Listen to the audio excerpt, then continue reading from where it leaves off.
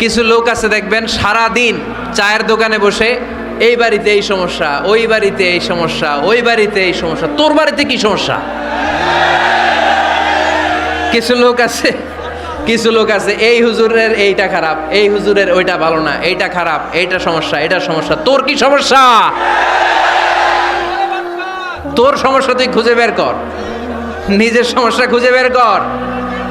যে নিজে নিজের সমালোচনা করতে পারে সেই সর্বাপেক্ষা বুদ্ধিমান।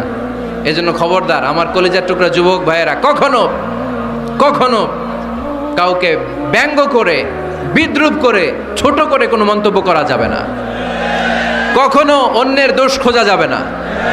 দোষ আমরা খুঁজবো, নিজের দোষ, ঠিক কিনা? দোষ আমরা খুঁজবো, কার দোষ?